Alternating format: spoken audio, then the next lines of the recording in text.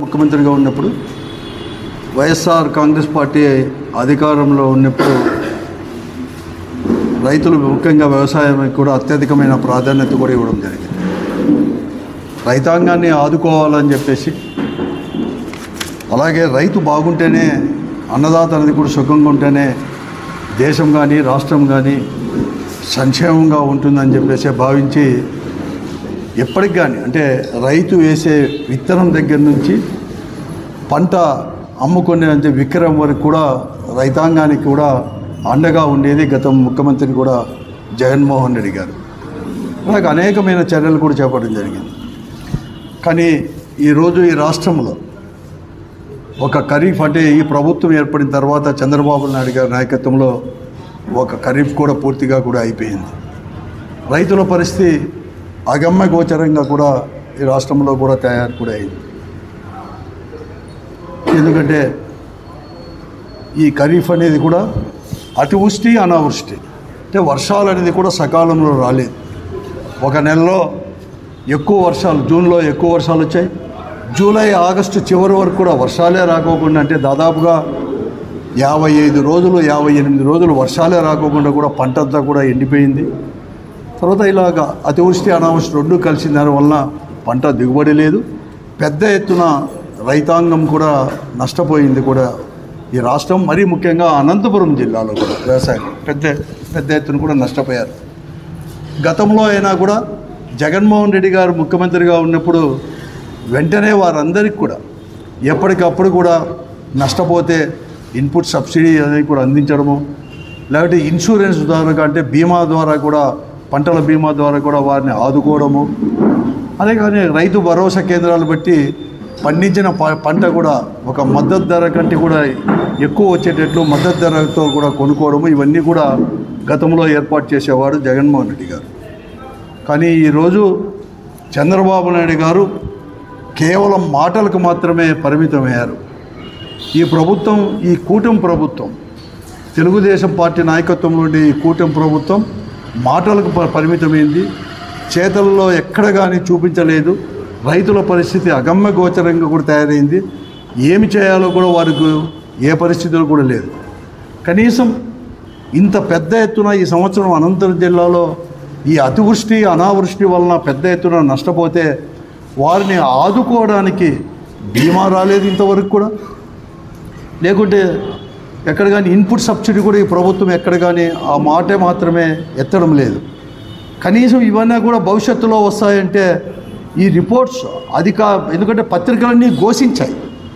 ప్రతి ఒక్కటి electronic media తీసుకోండి, పత్రికలు కానీ రాశాయి, పెద్ద ఎత్తున రాశాయి. వర్షాలు వచ్చినప్పుడు ఎక్కువ వచ్చినప్పుడు ఎలా నష్టపోయారు, వర్షాలు రాక ఎలా నష్టపోయారు, అకాలంలో కూడా వర్షాల వల్ల కూడా ఎంత నష్టపోయారని చెప్పి ఇంత పెద్ద ఎత్తున పత్రికల ద్వారా ప్రభుత్వానికి తెలియజేసినా కూడా రిపోర్ట్లు అధికారులు ఎందుకు అలా చేశారో తెలియదు. కానీ వాస్తవ పరిస్థితుల్లో భిన్నంగా ఈరోజు రిపోర్ట్లు కూడా ప్రభుత్వానికి పంపించడం జరిగింది.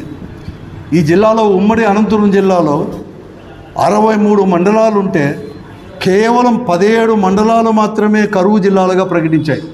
అనంతపురం జిల్లాలో 7 మండలాలు, సత్యసాయి జిల్లాలో 10 మండలాలు కూడా. అదైనా కానీ పొద్దుపడి నష్టం కానీ ఈ మండలాల్లోనే అంటే అనంతపురం జిల్లాలో 17,60,00,000 రూపాయలు మాత్రమే నష్టం వచ్చిందని, అది ఈ 7 మండలాల్లో. ఒక మండలంలోనే 5 కోట్లు, మళ్ళా ఈ 17,60,00,000 కూడా. అవతల సత్యసాయిలో కూడా 10 మండలాలకు కలిసి 24-25 కోట్లు మాత్రమే నష్టం వచ్చింది. రిపోర్ట్లు పంపించిన దానివల్ల పూర్తిగా కూడా అర్థమవుతూ ఉంది. ఇన్సూరెన్స్ రాదు, బీమా రాదు, ప్రభుత్వం ఇన్పుట్ సబ్సిడీ ఇచ్చేది కూడా లేదు పరిస్థితి కూడా ఈరోజు కూడా ఉంది. గతంలో అయినా జగన్మోహన్ గారు ముఖ్యమంత్రిగా ఉన్నప్పుడు ఒక రైతు భరోసా కింద 13,500 రూపాయలు ప్రతి సంవత్సరం కూడా ఖరీఫ్ లోపలే 3 విడతల్లో ఆ రోజు రైతుకు అనేది కూడా ఇచ్చేవాడు, చెల్లించేవాడు. దాదాపు ఒక అనంతపురం జిల్లాలోనే 1,900 కోట్ల రూపాయలు 5 సంవత్సరాల్లో ఒక రైతు 13,500 రూపాయలకి ఇచ్చింది రాష్ట్రం కాదు, అనంతపురం జిల్లాలో. కానీ ఈరోజు ఈ ప్రభుత్వం ఎన్నికల హామీలో మేము ఇస్తాం, 20,000 ఇస్తాం, 13,500 కాదు 20,000 ఇస్తామని చెప్పారు. 5 నెలలు గడిచిపోయింది. ఇంకా 10 రోజులు పోతే 6వ నెల కూడా పూర్తిగా అవుతూ ఉంది. పెద్ద ఎత్తున నష్టపోయాడు రైతు. వాని పరిస్థితి చాలా అగమ్య గోచరంగా ఉంది. ఏం చేయాలి, ఏం కథ కూడా అర్థం కాలేని పరిస్థితి కూడా ఈరోజు కూడా ఉంది. కానీ వారిని ఆదుకోవడం ఇంతవరకు 20,000 ఎక్కడగానే లేదు. ఆ ఊసే ఎత్తడం లేదు. ఈ ప్రభుత్వం ఇస్తాను కానీ ఈ సంవత్సరం ఇవ్వను కానీ ఏది కానీ చెప్పుకోకుండా కేవలం మాటలతో సరిపుచ్చుతూ ఉంది. కేవలం జగన్మోహన్ రెడ్డి గారి యొక్క నామాన్ని కూడా ఎప్పుడు కానీ చెప్పుకుంటూ దాటవేసే ధోరణిలోనే ఈరోజు ప్రభుత్వం పోతుంది. కానీ ఎక్కడ కానీ ఇవ్వలేని పరిస్థితి కూడా ఈరోజు కూడా కనపడతా ఉంది.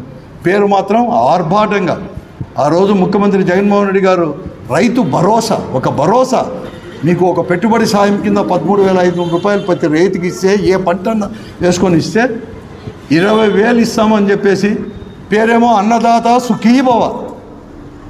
వాళ్ళు సుఖంగా ఉండడానికి అధికారంలోకి వచ్చేసి అనుభవించడానికి మాత్రమే వచ్చింది. ఆ స్లోగన్ సరిపోయింది. కానీ ఈరోజు ఒక్క పైసా కూడా ఇవ్వలేదు. 5 సంవత్సరాలు ముఖ్యమంత్రిగా జగన్మోహన్ రెడ్డి గారు ఇస్తే ఇలా 5 నెలలు అయిపోయింది. 6వ నెలలు కూడా పూర్తి అవుతుంది, ఇంతవరకు ఇవ్వలేదు. ఖరీఫ్ కూడా పూర్తి కూడా అయిపోయింది. అక్టోబర్ లాస్ట్కే కూడా ఖరీఫ్ అయిపోయింది, నవంబర్ 10-15 తేదీల్లో కూడా. కానీ ఇంతవరకు కూడా ఇవ్వలేదు. పోతే పోయిన అరకొర పండినాయి, నష్టమో పాడో కానీ అరకొరకు కూడా పండినాయి. వరి కావచ్చు, అంటే వడ్లు కావచ్చు, వేరుశనగ కానీ, అలాగే మొక్కజొన్న, ఇతర పంటలు, వీటితో పాటు అరటి, ఇవన్నీ కూడా ఏదో కష్టపడి పండించినాడు. ఆ ఉండినేటివైనా కూడా అమ్ముకుందామంటే మార్కెట్లో ధర లేదు. ఎక్కడికి కొనేవాడే లేడు. ఈరోజు వరి, వేరుశనగ కళాల్లో వేసుకున్నారు, రోడ్లలో వేసుకున్నారు. వరి అయితే ఈ తుఫాను అవి కూడా అక్కడక్కడ వచ్చేసి మొలకలు కూడా ఎత్తుతూ ఉన్నాయి. చలి ప్రారంభమైంది, కళాల్లో పండుకోలేకపోతున్నారు. రోడ్లలో రాత్రి అంతా కూడా మేల్కొని కూడా పండుకోలేకుండా ఈరోజు కూడా కూర్చునే పరిస్థితి రైతులకు కూడా ఉంది. అమ్ముకుందామంటే కొనేవాడు లేడు. వ్యాపారస్తులు అందరూ కూడా ఒకటయ్యారు. నియంత్రణ లేదు వ్యాపారస్తులపైన, మిల్లర్లపైన కానీ ఎవరిపైన కూడా ఈ రాష్ట్రంలో నియంత్రణ లేకుండా పోయింది. వారిదే ఇష్టారాజ్యం అయిపోయింది. ధరలు నియంత్రిస్తున్నారు వ్యాపారస్తులే, కొనేవాడే లేదు. మద్దతు ధర ఏమో చాలా ఆర్భాటంగా కూడా ఖరీఫ్ ప్రారంభకానికి ముందే కేంద్ర ప్రభుత్వం కావచ్చు, రాష్ట్ర ప్రభుత్వం కూడా మేము గత ప్రభుత్వం కంటే ఇట్లా ఇదే మాటలే నేను విన్నాను. వ్యవసాయ మంత్రి కావచ్చు, లేకుంటే సివిల్ సప్లైస్ మినిస్టర్ కానీ, ముఖ్యమంత్రిగా చంద్రబాబు నాయుడు కానీ ఆర్భాటంగా ప్రకటించారు. మద్దతు ధర అనేది కూడా మేమంతా కూడా వరికి, వేరుశనగకు, మొక్కజొన్నకు, కందులకు, రాగులకు పెద్ద ఎత్తున పండించినారు. గతంలో కంటే కూడా ఎక్కువ చేశారు, నేను కాదనం లేదు. 100-150 రూపాయలు క్వింటాలకు కూడా పెంచారు. కానీ చేతుల్లో మాత్రం చూపించలేకపోయారు. ఈరోజు మద్దతు ధర కంటే కూడా మార్కెట్లో కొనే పరిస్థితి, అమ్మే పరిస్థితి రైతుకు ఉంటే దొరకడం లేదు. ఇదే జగన్మోహన్ రెడ్డి గారు ముఖ్యమంత్రి కూడా 3,000 కోట్ల రూపాయలు దీనికంతా కూడా కొనేదానికి కూడా ఇస్తే, సంవత్సరానికి ఇంకా అవసరం వస్తే కూడా 1,000 కోట్ల రూపాయలు కూడా ఒక సీజన్లో కూడా ఇవ్వడం కూడా జరిగింది. కొన్నారు. కానీ ఈరోజు ఎవరు కానీ ఇంతవరకు కొనే పరిస్థితి లేదు. ఈ పొద్దు ధాన్యం అయితే వరి, వడ్లు మద్దతు ధర ఏమో చాలా పెద్ద ఎత్తున ఆర్భాటంగా 2,300 అని, ఏ గ్రేడు 2,320 అని చెప్పేసి ప్రకటించినారు. మద్దతు ధరే ఇంత కూడా ప్రకటించారు. కానీ ఈరోజు మార్కెట్లో కేవలం 1,950 నుంచి 2,050 వరకు మాత్రమే మద్దతు ధరలు అనేది కూడా ఉంది. ఎక్కడైనా కానీ పదమనండి, కనేకలకు పోదాం, బొమ్మనాలకు పోదాం, విడపకలకు పోదాం, నార్పలకు పోదాం, అనంతపురం రూరల్కి పోదాం, రాప్తాడుకు పోదాం, నీ ఇష్టం. వడ్లు కొనేవాడే లేడు. కళాల్లో ఉన్నాయి, మొలకలు వస్తున్నాయి, పేపర్లో పెద్ద ఎత్తున వస్తున్నాయి. వర్షాలు పడుతుంటే కొట్టుకొని పోతాయని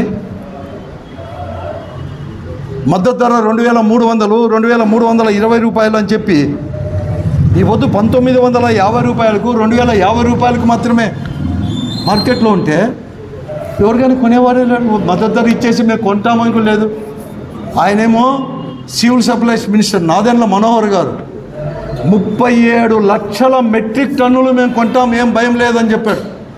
ఒక సెల్ ఫోన్లో ఒక రైతు హాయ్ అని చెప్పేసి మెసేజ్ పెడితే చాలు వాలిపోతాం, కొంటామని చెప్పి 37 లక్షల మెట్రిక్ టన్నులు ఆర్భాటంగా అక్టోబర్లో కాకినాడలోనే ప్రకటించాడు. మేమంతా పట్టుకుంటాం, మిల్లర్లను కంట్రోల్ చేస్తాం, గతంలో మిల్లర్లంతా కూడా ఒకటయ్యారు అని చెప్పినోళ్ళు ఈరోజు 37 లక్షల మెట్రిక్ టన్నులు సేకరించామని చెప్పేసి బయట మార్కెట్లోకి వచ్చేసి 45 రోజులు అవుతూ ఉన్నాయి.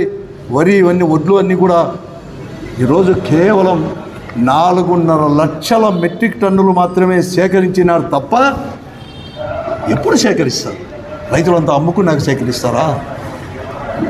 బ్లాక్ మార్కెట్ దారులంతా కూడా వాళ్ళంతా కూడా ఒకటి అయిపోయి ఎంత చేస్తా అంటే మీ మద్దతు వాళ్ళకేనా? ప్రచారానికి మాత్రమేనా మీ మాటలు?